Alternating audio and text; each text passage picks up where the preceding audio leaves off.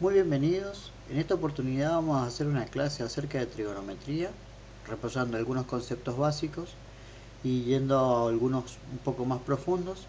Eh, Nótese que el nivel no es para un terciario o una universidad, pero sirve para algunos contenidos de escuela media, ¿sí? Eh, Vamos a abordar, mi nombre es Federico Cano, y vamos a abordar el tema.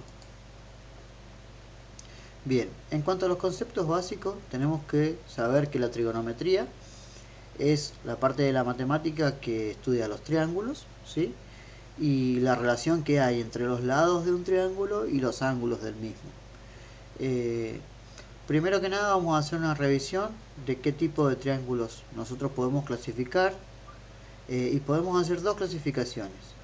Si nosotros tenemos en cuenta los lados, vamos a poder decir que los triángulos pueden ser equiláteros cuando tienen todos sus lados iguales, pueden ser isósceles cuando tienen dos lados iguales y uno distinto, o puede ser un triángulo escaleno cuando tenemos los tres lados distintos.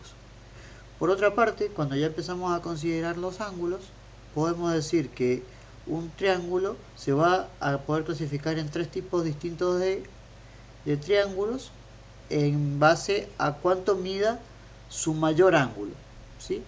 Entonces, si el mayor ángulo es menor, el mayor de los tres ángulos es menor a 90 grados, ese triángulo va a ser acutángulo, ya que todos sus ángulos van a ser agudos. Si hay uno de los ángulos que sea de 90 grados, va a ser un triángulo rectángulo y va a ser un caso particular de estudio. Y cuando ese triángulo tenga el mayor ángulo mayor a 90 grados, a un ángulo recto mayor que eso, va a ser un triángulo obtusángulo, ya que su mayor ángulo es un ángulo obtuso. Cabe destacar que dependiendo de los ángulos o del valor que tenga la abertura de los ángulos, va a ser qué tan grandes sean sus lados que están opuestos, es decir, que están enfrentados, que no lo constituyen al ángulo. Entonces, eh, una de las cuestiones a tener en cuenta es que nosotros sabemos que cuando hacemos cortar hacemos que sean secantes tres rectas, no en un punto, sino que sean secantes una con otra, vamos a formar un triángulo. Y la suma, una de las cuestiones importantes es que la suma de los ángulos internos de un triángulo nos va a dar siempre 180 grados.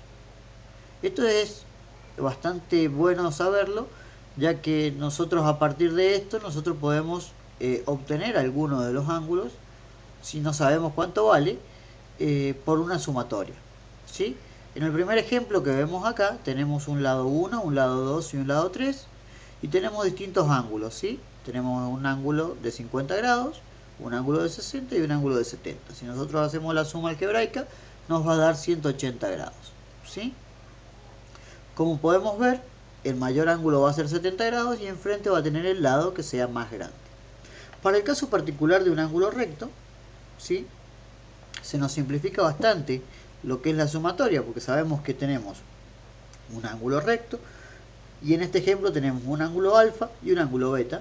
Entonces podemos decir que si la suma de los tres nos va a dar 180, pero sabiendo que tenemos un ángulo recto, sabemos que acá tenemos 90 grados. Por lo tanto, entre alfa y beta tendrán que componer los 90 grados restantes. Por lo tanto, nosotros podemos decir que alfa y beta son complementarios, ya que esos ángulos sumados nos van a dar 90 grados, ¿sí? Es importante saber esto, son complementarios. Vamos a otra de las cuestiones básicas, ¿sí? Lo primero que vemos siempre que vemos trigonometría, o por lo que empezamos, es por el teorema de Pitágoras, ¿sí?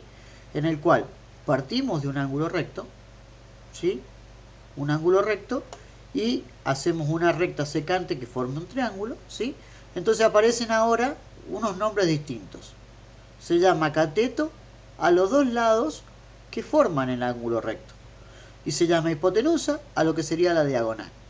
Como podemos ver, enfrente del ángulo de 90 está la hipotenusa, o sea que la hipotenusa podría ser el opuesto del ángulo recto. ¿sí?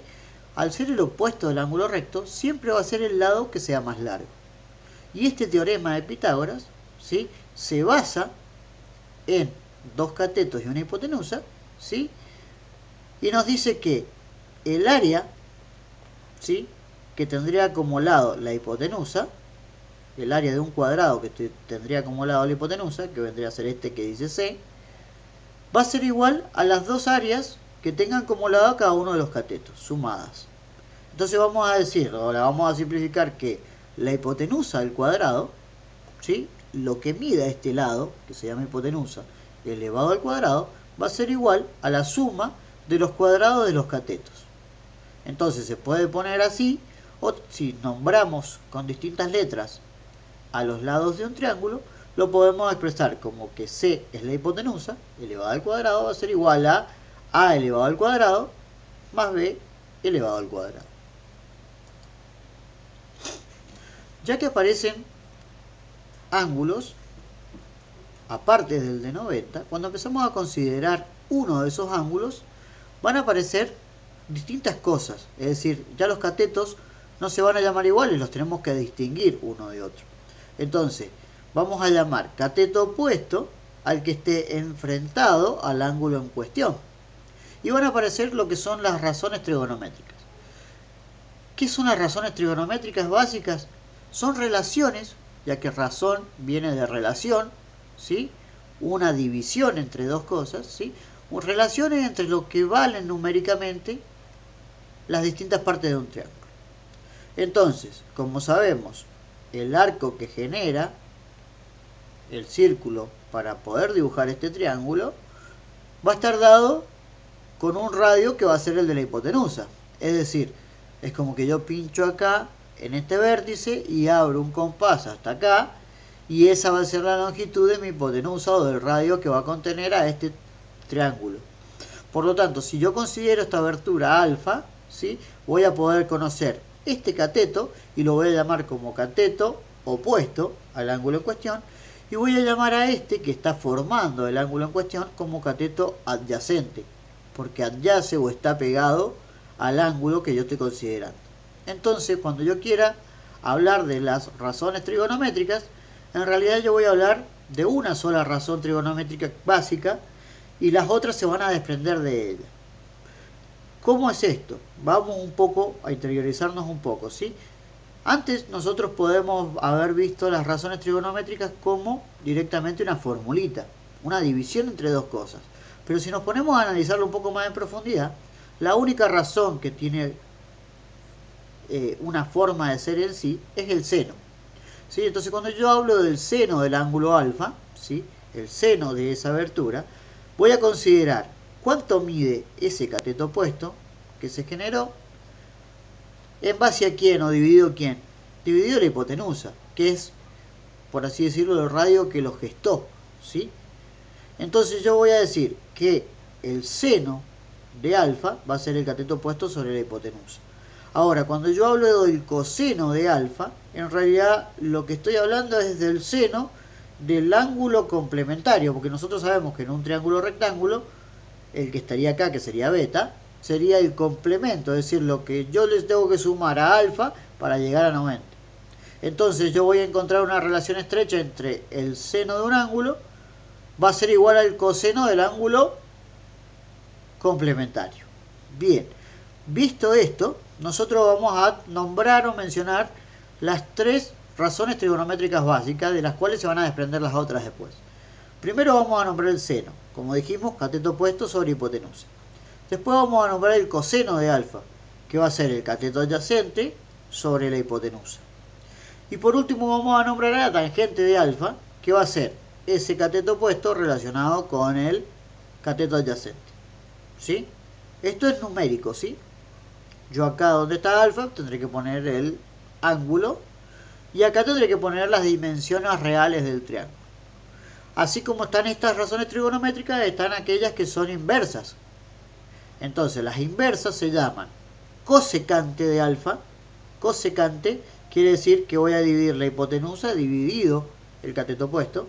O si no, lo puedo nombrar como 1 sobre seno, porque es la inversa, precisamente. La secante va a ser la inversa del coseno, por lo tanto va a ser la hipotenusa dividida el cateto adyacente, o 1 sobre coseno. Y la cotangente va a ser el cateto adyacente dividido el cateto opuesto. ¿Cómo hago para recordar esto cuando yo me falla un poco la memoria? Y es muy fácil, ¿sí? Porque hay una regla mnemotécnica que es la del SOHCAHTOA, ¿sí? Como dice el nombrecito raro este acá. Entonces, si yo hago un triangulito, es muy fácil de acordarme las posiciones, ¿sí? SOHCAHTOA es la primera parte, es seno del ángulo, va a ser el opuesto sobre la hipotenusa. Van a ser las iniciales, ¿sí? K va a ser el coseno del ángulo, va a ser el adyacente sobre la hipotenusa. Y la tangente va a ser el opuesto sobre el adyacente. Lo que tiene de bueno estos triangulitos que yo muestro acá es que si yo necesito calcular algo, es decir, cuando yo tenga alguna cuestión problemática o algún problema en sí de trigonometría, que yo conozca, supongamos yo conozco un ángulo, conozco su lado opuesto y no sé cuánto vale la hipotenusa, yo sé que la razón trigonométrica que me vincula el opuesto y la hipotenusa va a ser el seno. Entonces yo tendré que venir al triangulito y voy a tener que tapar con el dedo aquella variable de estas tres que no conozca. Es decir, si yo quiero calcular la hipotenusa, taparé la hipotenusa y voy a obtener que el opuesto dividido el seno del ángulo me va a dar el valor numérico de la hipotenusa. Yo estos triangulitos los uso para tapar lo que yo no conozco o lo que quiero calcular. Ya una vez conocidas las razones trigonométricas básicas, vamos a ver lo que es una circunferencia trigonométrica.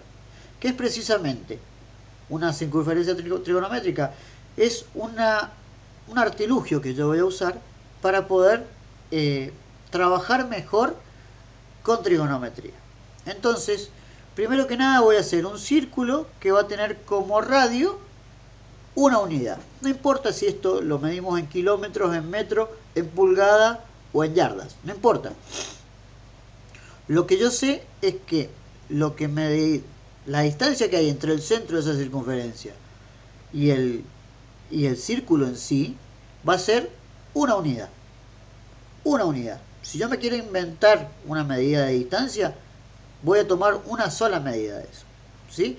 Entonces la circunferencia trigonométrica va a tener una unidad de radio, ¿sí? Y entonces en esa circunferencia yo voy a poder medir ángulos partiendo de la horizontal. Y los ángulos siempre los voy a medir en forma creciente a la inversa de las agujas o del giro de las agujas del reloj. Entonces, en sentido antihorario van a crecer los ángulos. Por lo tanto, ese ángulo que tengo marcado ahí como alfa, podemos ver que es entre la línea horizontal y la línea que me delimita el ángulo, va a ser menor a 90 grados. Y como yo empiezo desde cero acá y crezco hacia los antihorarios, voy a poder marcar en la circunferencia completa 4 cuadrantes. ¿Para qué me va a servir? Y para poder analizar luego lo que son los valores que me tienen que dar, el seno y el coseno. ¿Por qué esta abertura en un círculo, dirán ustedes? Porque si yo hago coincidir ese punto que toca con la circunferencia con la horizontal a través de un ángulo recto acá, marco un triángulo rectángulo y voy a poder calcular las razones trigonométricas para esta abertura, ¿sí? Entonces yo lo que puedo ver es lo siguiente: todos los ángulos que estén dentro del primer cuadrante van a tener el seno positivo. ¿Por qué? Porque si yo trazo una línea desde aquí hasta aquí, voy a ver que se proyecta sobre los positivos del eje Y. Entonces todos los senos del primer cuadrante, desde 0 hasta 90, van a ser positivos. Al igual que los senos del segundo cuadrante. Ya los senos que vayan entre el tercer y el cuarto cuadrante, es decir, los ángulos comprendidos pasados 180 grados y hasta 360 grados, van a ser negativos los resultados, ¿sí? Y de la misma manera puedo analizar los cosenos, cuánto valen. Es decir, si yo corto acá, voy a tener acá medido el coseno. Ya en algunas diapositivas más adelante vamos a ver. Y después vamos a considerar los signos de la tangente. Es decir, lo que yo puedo hacer matemáticamente de la manera más sencilla y empírica es tomar un ángulo que esté dentro del primer cuadrante, tomar uno que esté en el segundo cuadrante, tomar uno que esté en el tercer cuadrante y uno que esté en el cuarto cuadrante, calcularlos numéricamente con una calculadora y ver cómo estos signos coinciden perfectamente a lo largo de todo el cuadrante. ¿Sí? Visto esto, vamos a ver algunos ángulos que son notables. ¿Qué quiere decir que sean notables los ángulos? Que son muy importantes y son muy estudiados. ¿Sí? Entonces, como vemos acá, tenemos una circunferencia trigonométrica, tenemos radio 1. ¿Cómo nos damos cuenta de que tenemos radio 1? Desde el origen de esa circunferencia hasta el punto marcado acá, tenemos 1 en X y 0 en Y. Por lo tanto, la longitud que hay desde acá, desde el centro hasta aquí, es de 1. El radio es 1. Aquí tampoco se pasa del 1, acá tampoco se pasa del 1 y acá tampoco se pasa del menos 1. ¿Sí? Por lo tanto, los ángulos que están marcados acá son notables. ¿Y qué quiere decir esto? Si nosotros tomamos el ángulo de 30 grados que está en verde marcado acá, vamos a tener la distancia lineal que hay desde aquí hasta el eje X, se va a proyectar en el eje de la Y y me va a decir cuánto vale el seno, porque ya que la abertura se mide acá, este será mi lado opuesto. Al ser mi lado opuesto el que está aquí, y dividirlo por la hipotenusa, que sabemos que siempre nos va a dar 1, sabemos que si este valor es positivo, el seno será positivo. Y si este valor se proyecta, que se proyecta acá sobre el eje de las X, que va a representar el coseno, es positivo, también va a ser positivo. ¿Esto qué nos quiere decir esta circunferencia? Y que no va a haber ningún valor de seno que sea mayor que 1, que no va a haber ningún valor de seno que sea menor que menos 1, y que tampoco va a haber un valor mayor a 1 en los cosenos, y tampoco va a haber un valor menor a menos 1 en los cosenos. ¿Sí? Entonces siempre que dividamos por una unidad o por un número más grande, vamos a obtener un número más chico. Esto es lo que quiere decir esta circunferencia, con los puntos marcados como coordenadas acá de cada uno de estos valores. ¿Sí?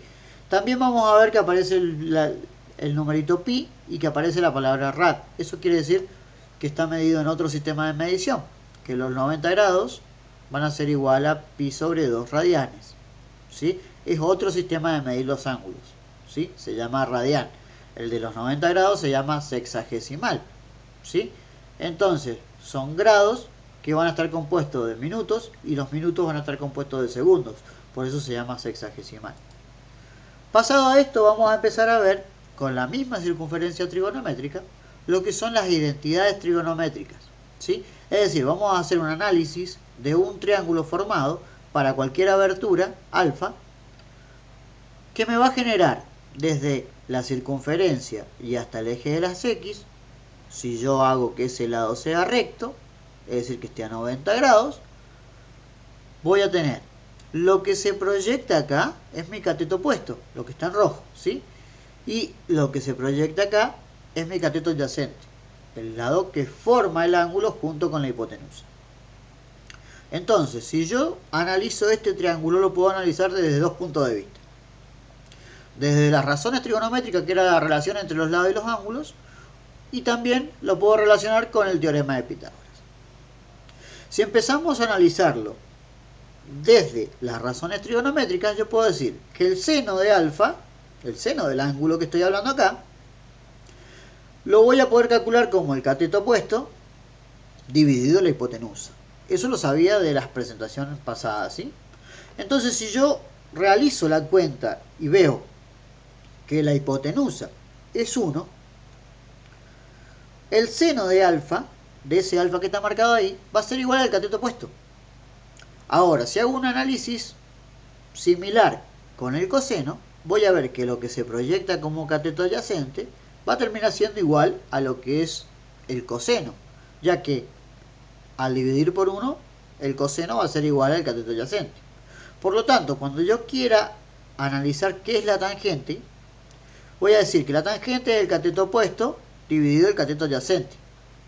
Pero si yo sé que el cateto opuesto es igual al seno, lo puedo reemplazar. Y si sé que el cateto adyacente es igual al coseno, lo puedo reemplazar.